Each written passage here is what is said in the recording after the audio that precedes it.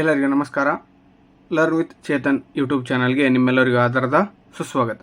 ಇಂದಿನ ದಿನ ನಾವು 9ನೇ ತರಗತಿಯ ವಿಜ್ಞಾನ ವಿಷಯದ ಮೊದಲನೇ ರೂಪಣಾತ್ಮಕ ಪರೀಕ್ಷೆ 2025 ಇದನ್ನು ನೋಡ್ತಾ ಹೋಗೋಣ.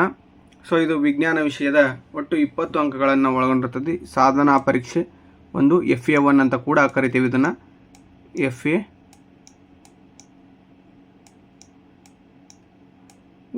FA1 ಅಂತ ಕೂಡ ಕರಿತೀವಿ.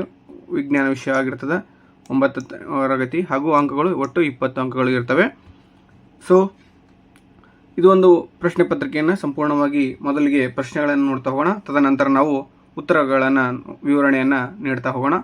ಸೊ ಬನ್ನಿ, ಇನ್ನು ಯಾರು ನಮ್ಮ ಚಾನಲನ್ನು ಸಬ್ಸ್ಕ್ರೈಬ್ ಮಾಡ್ಕೊಂಡಿಲ್ವೋ ದಯವಿಟ್ಟು ಸಬ್ಸ್ಕ್ರೈಬ್ ಮಾಡ್ಕೊಳ್ಳಿ ಅಂತ ಹೇಳ್ತಾ ವಿಡಿಯೋವನ್ನು ಸ್ಟಾರ್ಟ್ ಮಾಡೋಣ. ಮೊದಲನೆಯ ಪ್ರಶ್ನೆ ಮೀನು ನೋಡಿ. ಈ ಕೆಳಗಿನ ಪ್ರಶ್ನೆಗಳಿಗೆ ಅಥವಾ ಅಪೂರ್ಣ ಹೇಳಿಕೆಗಳಿಗೆ 4 ಪರ್ಯಾಯ ಉತ್ತರಗಳನ್ನು ನೀಡಲಾಗಿದೆ. ಅವುಗಳಲ್ಲಿ ಸೂಕ್ತವಾದ ಉತ್ತರವನ್ನು ಆರಿಸಿ ಕ್ರಮಾಕ್ಷರದೊಡನೆ ಪೂರ್ಣ ಉತ್ತರವನ್ನು ಬರೆಯಿರಿ ಅಂತ ಕೇಳ್ತಾನೆ. ಮೊದಲನೆಯ ಪ್ರಶ್ನೆ, ಈ ಕೆಳಗಿನವುಗಳಲ್ಲಿ ಉತ್ಪತನ ಹೊಂದಬಲ್ಲ ವಸ್ತು ಅಂತ ಕೇಳಿದಾನೆ. ಆಪ್ಷನ್ ಎ ನೀರು, ಆಪ್ಷನ್ ಬಿ ಸಕ್ಕರೆ, ಆಪ್ಷನ್ ಸಿ ನ್ಯಾಪ್ತಲಿನ್ ಗುಳಿಗೆ, ಆಪ್ಷನ್ ಡಿ ನೈಟ್ರೋಜನ್. ಇನ್ನು ಎರಡನೇ ಪ್ರಶ್ನೆ, 100 ಡಿಗ್ರಿ ಸೆಲ್ಸಿಯಸ್ ತಾಪದಲ್ಲಿ ನೀರಿನ ಭೌತಿಕ ಸ್ಥಿತಿ ಯಾವುದು ಅಂತ ಕೇಳ್ತಾನೆ. ಆಪ್ಷನ್ ಎ ದ್ರವ, ಆಪ್ಷನ್ ಬಿ ಅನಿಲ, ಆಪ್ಷನ್ ಸಿ ಘನ ಹಾಗೂ ಆಪ್ಷನ್ ಡಿ ಯಾವುದು ಅಲ್ಲ ಅಂತ ಇದೆ. ಇದು ಮಲ್ಟಿಪಲ್ ಚಾಯ್ಸ್ ಪ್ರಶ್ನೆಗಳಾಗಿರೋದ್ರಿಂದ ಒಟ್ಟು 2 ಅಂಕಗಳು. ಸೊ ಒಂದು ಪ್ರಶ್ನೆಗೂ 1 ಅಂಕ ಅಂತ ಹೇಳ್ಬೋದು ನಾವು. ಇನ್ನು ನೆಕ್ಸ್ಟ್ ನೋಡಿ, ನೆಕ್ಸ್ಟು ಮುಂದಿನ ಪ್ರಶ್ನೆ ಎರಡನೇ ಮೇನ್. ಈ ಕೆಳಗಿನ ಪ್ರಶ್ನೆಗಳಿಗೆ ಒಂದು ವಾಕ್ಯದಲ್ಲಿ ಉತ್ತರಿಸಿ ಅಂತ ಇದೆ. ಸೊ ಒಟ್ಟು 2 ಅಂಕಗಳು, ಪ್ರತಿ ಕ್ವಶನ್ಗೂ 1 ಅಂಕಗಳು ದೊರೆತವೆ. ಜವದ ಅಂತಾರಾಷ್ಟ್ರೀಯ ಏಕಮಾನ ಯಾವುದು? ಜವದ ಅಂತಾರಾಷ್ಟ್ರೀಯ ಏಕಮಾನ ಯಾವುದು ಅಂತ ಕೇಳ್ತಾನೆ. ಹಾಗೆ 4ನೇ ಪ್ರಶ್ನೆ, ಪ್ರೋಕ್ಯಾರಿಯಟ್ ಜೀವಕೋಶಗಳು ಎಂದರೇನು ಅಂತ 1 ಅಂಕದ ಪ್ರಶ್ನೆಗಳನ್ನು ಕೇಳ್ತಾನೆ. ಇನ್ನು ಥರ್ಡ್ ಮೇನ್ ಕ್ವಶನ್ಗಳನ್ನು ನೋಡಿ, ಒಟ್ಟು 3 ಕ್ವಶನ್ಗಳಿರ್ತವೆ. 5, 6 ಹಾಗೆ 7 ಇವು 3 ಕ್ವಶನ್ಗಳಿರ್ತವೆ. 2 ಅಂಕ, ಟೋಟಲ್ ಆಗಿ ಒಟ್ಟು 6 ಅಂಕಗಳು ಈ ಮೇನ್ನಿಂದ ದೊರೀತವೆ ನಿಮಗೆ. ಉತ್ಪತನ ಎಂದರೇನು? ಇನ್ನು 6ನೇ ಪ್ರಶ್ನೆ ನೋಡಿ, ಲೈಸೋಸೋಮ್ಗಳನ್ನು ಜೀವಕೋಶದ ಆತ್ಮಹತ್ಯಾ ಚೀಲಗಳೆಂದು ಕರೆಯಲು ಕಾರಣವೇನು ಅಂತ ಕೇಳ್ತಾನೆ. ಹಾಗೆ ಈ ಕೆಳಗಿನ ಯಾವುವು ದ್ರವ್ಯಗಳಾಗಿವೆ? ಉದಾಹರಣೆಗೆ ನೋಡಿ, ಕುರ್ಚಿ ಆಗಿರ್ಬೋದು, ಗಾಳಿ, ಪ್ರೀತಿ, ವಾಸನೆ, ದ್ವೇಷ, ಬಾದಾಮಿಗಳು, ಆಲೋಚನೆ, ತಂಪು ಪಾನೀಯ, ಹಾಗೆ ಸೌಂದರ್ಯವರ್ಧಕದ ವಾಸನೆ, ಇವೆಲ್ಲವೂ ದ್ರವ್ಯಗಳನ್ನು ಕೊಟ್ಟಿರ್ತಾನೆ. ಅವು ಯಾವ ದ್ರವ್ಯ ಹೌದೋ ಅಲ್ವೋ ಅನ್ನೋದನ್ನು ಫೈಂಡ್ ಔಟ್ ಮಾಡಬೇಕು. ಇನ್ನು ನೆಕ್ಸ್ಟ್ ಮೇನ್ 4ನೇ ಮೇನ್ ನೋಡಿ, 2 ಪ್ರಶ್ನೆಗಳಿದಾವೆ. ಒಟ್ಟು ಟೋಟಲ್ ಆಗಿ 6 ಅಂಕಗಳು ನಿಮ್ಗೆ ದೊರೀತವೆ. ಏಕರೂಪ ಚಲನೆ ಮತ್ತು ಏಕರೂಪ ಚಲನೆಗಳಿರುವ ಏಕರೂಪ ಚಲನೆ ಮತ್ತು ಏಕರೂಪವಲ್ಲದ ಚಲನೆಗಳಿರುವ ವ್ಯತ್ಯಾಸಗಳು ಯಾವುವು ಅಂತ ಕೇಳ್ತಾನೆ.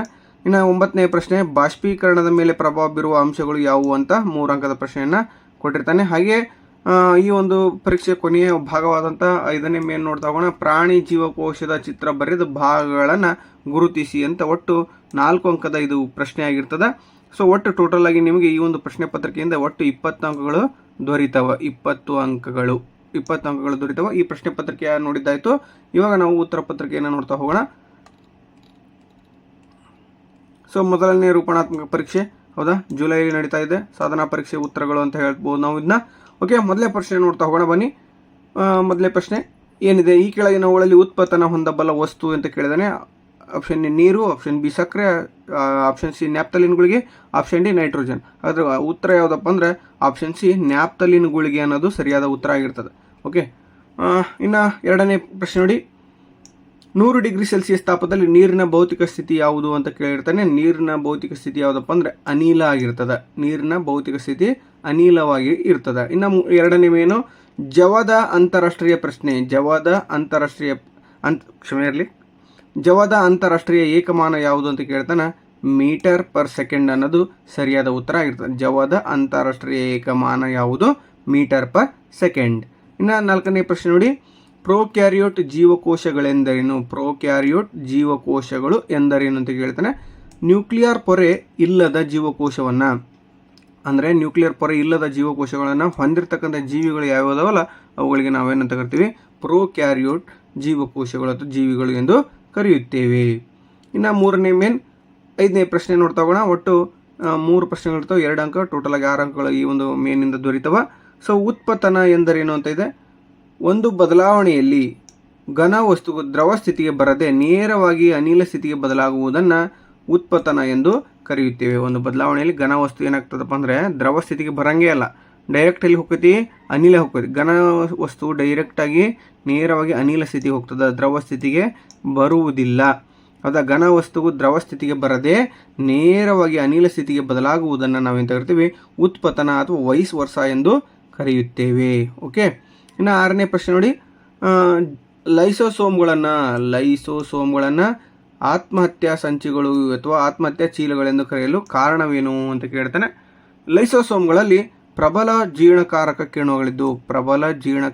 ಕಿಣ್ವಗಳಿದ್ದು ಅವು ಎಲ್ಲ ಸಾವಯವ ಪದಾರ್ಥಗಳನ್ನು ವಿಭಜಿಸುವ ಸಾಮರ್ಥ್ಯವನ್ನು ಹೊಂದಿವೆ. ಸಾವಯವ ಪದಾರ್ಥಗಳನ್ನು ಏನು ಮಾಡ್ತಾವಂತ ವಿಭಜನೆ ಒಳಪಡಿಸ್ತಕ್ಕಂಥ ಸಾಮರ್ಥ್ಯವನ್ನು ಹೊಂದಿರ್ತವೆ. ಕೋಶೀಯ ಚಯಾಪಚಯ ಕ್ರಿಯೆಗೆ ತೊಂದರೆಯಾದ ಸಮಯದಲ್ಲಿ ಅಥವಾ ಜೀವಕೋಶವು ತೀವ್ರವಾಗಿ ಹಾನಿಗೊಳಗಾದ ಸಂದರ್ಭದಲ್ಲಿ ಲೈಸೋಸೋಮ್ಗಳು ಒಡೆದು ಹೋಗಿ ಕಿಣ್ವಗಳು ತಮ್ಮದೇ ಕೋಶವನ್ನು ಏನು ಮಾಡ್ತಪ್ಪ ಅಂದರೆ ಜೀರ್ಣಿಸುತ್ತವೆ. ಆದ್ದರಿಂದ ಲೈಸೋಸೋಮ್ಗಳನ್ನು ನಾವು ಜೀವಕೋಶದ ಆತ್ಮಹತ್ಯಾ ಸಂಚಿಗಳು ಎಂದು ಕರೆಯುತ್ತೇವೆ. ಓಕೆ, ಇಂಪಾರ್ಟೆಂಟ್ 2 ಮಾರ್ಕ್ಗೆ ಎನ್ಯುವಲ್ ಎಕ್ಸಾಮ್ನಲ್ಲಿ ಬಂದರೂ ಬರಬಹುದು. ಇನ್ನು 7ನೇ ಪ್ರಶ್ನೆ ನೋಡಿ, ಈ ಕೆಳಗಿನ ಯಾವುವು ದ್ರವ್ಯಗಳಾಗಿವೆ ಅಂತ ಕೇಳ್ತಾನೆ. ಯಾವ್ಯಾವಪ್ಪ ಅಂದ್ರೆ ಕುರ್ಚಿ, ಗಾಳಿ, ಪ್ರೀತಿ, ವಾಸನೆ, ದ್ವೇಷ, ಬಾದಾಮಿಗಳು, ಆಲೋಚನೆ, ತಂಪು ಪಾನೀಯ, ಸೌಂದರ್ಯವರ್ಧಕದ ವಾಸನೆ, ಇವೆಲ್ಲವೂ ಎಕ್ಸಾಂಪಲ್ಸ್. ಇದ್ರಾಗ ಯಾವ ದ್ರವ್ಯಗಳು ಅಂತ ಕೇಳ್ತಾನೆ. ದ್ರವ್ಯಗಳು ಯಾವಪ್ಪ ಅಂದರೆ ಕುರ್ಚಿ, ಇದು ಘನ ವಸ್ತು. ಗಾಳಿ ಅನಿಲ, ಅದು ವಾಸನೆ, ಇದು ಕೂಡ ಅನಿಲ ವಸ್ತುವಿಗೆ ಸಂಬಂಧಪಡ್ತದೆ. ಬಾದಾಮಿಗಳು ಅದು ಘನ ವಸ್ತು. ತಂಪು ಪಾನೀಯ ದ್ರವ ವಸ್ತು. ಸೌಂದರ್ಯವರ್ಧಕದ ವಾಸನೆ ಅನಿಲ ವಸ್ತುಗೆ ಸಹಾಯಕವಾಗ್ತದೆ. ಹಾಗಾದರೆ ದ್ವೇಷ, ಪ್ರೀತಿ ಇವೇನಿವು ದ್ರವ್ಯಗಳು ಅಲ್ಲ. ಆಲೋಚನೆ, ಥಿಂಕ್ ಮಾಡೋದು ಅಲ್ಲ. ಓಕೆ, ನೆಕ್ಸ್ಟ್ ನೋಡಿ, ತಂಪು ಅನುಭವ, ಇದು ಕೂಡ ಏನೂ ಅಲ್ಲ.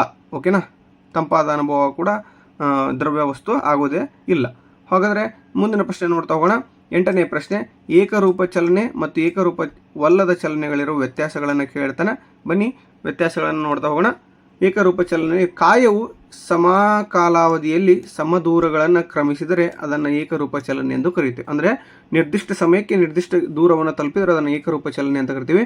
ಕಾಯವು ಸಮಕಾಲಾವಧಿಗಳಲ್ಲಿ ಅಸಮ ದೂರಗಳನ್ನು ಕ್ರಮಿಸಿದರೆ, ಅಂದರೆ ಸ್ವಲ್ಪ ಹೊತ್ತಿಗೆ ಜಾಸ್ತಿ ಹೋಗೋದು, ಇನ್ನು ಸ್ವಲ್ಪ ಹೊತ್ತಿಗೆ ಕಡಿಮೆ ಚಲಿಸಿದರೆ ಅದನ್ನು ಎಂತ ಕರಿತೀವಿ ಏಕರೂಪವಲ್ಲದ ಚಲನೆ ಎಂದು ಕರೆಯುತ್ತೇವೆ. ಉದಾಹರಣೆ, ಕಾಯವು 1 ಸೆಕೆಂಡ್ನಲ್ಲಿ 5 ಮೀಟರ್, 2 ಸೆಕೆಂಡ್ನಲ್ಲಿ ಎರಡನೇ 1 ಸೆಕೆಂಡ್ನಲ್ಲಿ 5 ಮೀಟರ್, ಹಾಗೆ 3ನೇ 1 ಸೆಕೆಂಡ್ನಲ್ಲಿ 5 ಮೀಟರ್ ದೂರವನ್ನು ಕ್ರಮಿಸುವುದು ಏಕರೂಪ ಚಲನೆ ಆಗಿದೆ. ಇಲ್ಲಿ ಏನಾಗ್ತದಪ್ಪ ಅಂದ್ರೆ ಕಾಯವು ಮೊದಲ 1 ಸೆಕೆಂಡ್ನಲ್ಲಿ 5 ಮೀಟರ್, ಎರಡನೇ 1 ಸೆಕೆಂಡ್ನಲ್ಲಿ 3 ಮೀಟರ್, ಹಾಗೆಯೇ 3ನೇ 1 ಸೆಕೆಂಡ್ನಾಗ 4 ಮೀಟರ್ ದೂರವನ್ನು ಕ್ರಮಿಸಿದ್ರೆ ಅದನ್ನು ನಾವೆಂತ ಕರಿತೀವಿ ಏಕರೂಪವಲ್ಲದ ಚಲನೆ ಎಂದು ಕರಿತೀವಿ. ಇನ್ನು 9ನೇ ಪ್ರಶ್ನೆ ನೋಡಿ, ಇಂಪಾರ್ಟೆಂಟ್, ವೆರಿ ವೆರಿ ಇಂಪಾರ್ಟೆಂಟ್ ಆಗಿರ್ತದೆ ಇದು. ಬಾಷ್ಪೀಕರಣದ ಮೇಲೆ ಪ್ರಭಾವ ಬೀರುವ ಅಂಶಗಳು ಯಾವುವು ಅಂತ ಕೇಳ್ತಾನೆ. ಮೊದಲೇ ಪಾಯಿಂಟ್ ನೋಡಿ, ಬಾಷ್ಪೀಕರಣವು ಮೇಲ್ಮೈ ಮೇಲೆ ನಡೆಯುವ ವಿದ್ಯಮಾನವಾಗಿದೆ. ಮೇಲ್ಮೈ ವಿಸ್ತೀರ್ಣ ಹೆಚ್ಚಾದಂತೆ ಬಾಷ್ಪೀಕರಣ ದರವು ಏನಾಗ್ತದೆ ಹೆಚ್ಚಾಗ್ತದೆ. ಓಕೆ, ಅಂದರೆ ಬಾಷ್ಪೀಕರಣ ಅಂದರೆ ನಿಮ್ಗೆ ಗೊತ್ತಿರಬೇಕಾಗ್ತದೆ. ಓಕೆ, ಏನಾಗ್ತದಪ್ಪ ಅಂದರೆ ನೀರು ಹೆಚ್ಚಿನ ಪ್ರಮಾಣದಲ್ಲಿ ಆವಿಯಾಗಿ ಹೋಗಿರ್ತಕ್ಕಂಥ ಪ್ರಕ್ರಿಯೆ. ಓಕೆ, ಸೊ ಇನ್ನು 2ನೇ ಪಾಯಿಂಟ್ ಏನಾಯ್ತಪ್ಪ ಅಂದರೆ ತಾಪ ಹೆಚ್ಚಾದಂತೆ ಬಾಷ್ಪೀಕರಣದ ದರವು ಏನಾಗ್ತದಪ್ಪ ಅಂದರೆ ಹೆಚ್ಚಾಗ್ತದೆ. ತಾಪ ಹೆಚ್ಚಾದಂತೆ ಬಾಷ್ಪೀಕರಣದ ದರವು ಹೆಚ್ಚಾಗ್ತದೆ. 3ನೇ ಪಾಯಿಂಟು, ಆರ್ದ್ರತೆಯ ಪ್ರಮಾಣದ ಗಾಳಿಯಲ್ಲಿ ಹೆಚ್ಚಿದ್ದರೆ ಬಾಷ್ಪೀಕರಣದ ದರವು ಕಡಿಮೆ ಆಗ್ತದೆ. ಅಂದರೆ ಆರ್ದ್ರತೆ ಅಂದರೆ ಏನಪ್ಪ, ಗಾಳಿಯಲ್ಲಿ ಇರತಕ್ಕಂಥ ನೀರಾವಿಯ ಪ್ರಮಾಣವನ್ನು ನಾವು ಎಂತ ಕರಿತೀವಿ ಆರ್ದ್ರತೆ ಎಂದು ಕರೀತೀವಿ. ಗಾಳಿಯಲ್ಲಿರುವ ನೀರಾವಿಯ ಪ್ರಮಾಣವೇ ಆರ್ದ್ರತೆ. ಈ ಆರ್ದ್ರತೆ ಪ್ರಮಾಣ ಗಾಳಿಯಲ್ಲಿ ಹೆಚ್ಚಿದ್ರೆ ಬಾಷ್ಪೀಕರಣ ದರ ಏನಕ್ಕೈತಿ ಕಡಿಮೆ ಆಗೈತಿ. ಆರ್ದ್ರತೆಯ ಪ್ರಮಾಣ ಗಾಳಿಯಲ್ಲಿ ಕಡಿಮೆ ಇದ್ರೆ ಬಾಷ್ಪೀಕರಣ ದರ ಏನಕ್ಕೈತಿ ಹೆಚ್ಚಾಗ್ತದೆ. ಓಕೆನಾ. ಇನ್ನು ನೆಕ್ಸ್ಟ್ ಪ್ರಶ್ನೆ ನೋಡಿ, ನೆಕ್ಸ್ಟ್ ಪಾಯಿಂಟ್ ನೋಡಿ, ಗಾಳಿಯ ವೇಗ ಹೆಚ್ಚಾಗಿದ್ದಾಗ ಬಾಷ್ಪೀಕರಣ ದರವು ಏನಾಗ್ತದೆ ಹೆಚ್ಚಾಗ್ತದೆ. ಅಂದ್ರೆ ಗಾಳಿ ಜಾಸ್ತಿ ಆದಂಗೆ ಏನಾಗ್ತದಪ್ಪ ಅಂದ್ರೆ ಅದರ ಬಾಷ್ಪೀಕರಣ ದರ ಏನಾಗ್ತದೆ ನೀರಾವಿ ಆಗೋದ ಆವಿಯಾಗಿ ಹೋಗ್ತಕ್ಕಂಥ ಕಾನ್ಸೆಪ್ಟ್ ಹೆಚ್ಚಾಗ್ತದೆ ಅಂತ ನಾವು ಹೇಳ್ಬೋದು. ಇನ್ನು 10ನೇ ಪ್ರಶ್ನೆ, ಒಟ್ಟು ಟೋಟಲ್ ಆಗಿ 4 ಅಂಕದ ಪ್ರಶ್ನೆ ಇದಾಗಿರ್ತದೆ. ಪ್ರಾಣಿ ಜೀವಕೋಶದ ಚಿತ್ರವನ್ನು ಬರೆದು ಭಾಗಗಳನ್ನು ಗುರುತಿಸಿ ಅಂತ ಕೇಳ್ತಾನೆ. ಪ್ರಾಣಿ ಜೀವಕೋಶ ಈ ರೀತಿಯಾಗಿರ್ತದೆ. ಗಾಲ್ಗಿ ಸಂಕೀರ್ಣ ಆಗಿರಬಹುದು, ಹೌದಾ, ಕೋಶಪೊರೆ, ಸೆಂಟ್ರಿಯೋಲ್, ಹೌದಾ, ಲೈಸೋಸೋಮ್, ರೈಬೋಸೋಮ್ಗಳು, ಇನ್ನು ಮೈಟೋಕಾಂಡ್ರಿಯಾ, ಹೌದಾ, ಇಲ್ಲಿದೆ ನೋಡಿ ವಾರ್ಟಾದ ಎಂಡೋಪ್ಲಾಸ್ಮಿಕ್ ರೆಟಿಕ್ಯುಲಮ್, ಕೋಶ ದ್ರವ್ಯ, ನ್ಯೂಕ್ಲಿಯಸ್, ಇದು ಒಳಭಾಗದಲ್ಲಿರ್ತಕ್ಕಂಥದ್ದು, ಇನ್ನು ನ್ಯೂಕ್ಲಿಯರ್ ಪೊರೆ. ನೆಕ್ಸ್ಟು ಆಗಿತ್ತು, ಇಲ್ಲಿ ಒರಟಾದ ಎಂಡೋಪ್ಲಾಸ್ಮಿಕ್ ರೆಟಿಕ್ಯುಲಮ್ ಆಗಿತ್ತು, ಇದು ಮೃದುವಾದ ಎಂಡೋಪ್ಲಾಸ್ಮಿಕ್ ರೆಟಿಕ್ಯುಲಮ್, ಇದು ಸೆಂಟ್ರಿಕ್, ಇದು ಗಾಲ್ಗಿ ಸಂಕೀರ್ಣ. ಓಕೆ, ಸೊ ಇದು ಏನಾಗ್ತದಪ್ಪ ಅಂದರೆ ಪ್ರಾಣಿ ಜೀವಕೋಶ ಆಗಿರ್ತದೆ. ಇದನ್ನು ನೀವು ಏನು ಮಾಡಬೇಕು, ಪ್ರಾಕ್ಟೀಸ್ ಮಾಡಬೇಕಾಗ್ತದೆ. ವೆರಿ ವೆರಿ ಇಂಪಾರ್ಟೆಂಟ್ ಪ್ರಶ್ನೆ. ಇದನ್ನು ಅದರ ಕೇತನ ಇಲ್ಲ ಸಸ್ಯ ಜೀವಕೋಶದ ಚಿತ್ರವನ್ನು ಬಿಡಿಸಿ ಭಾಗಗಳನ್ನು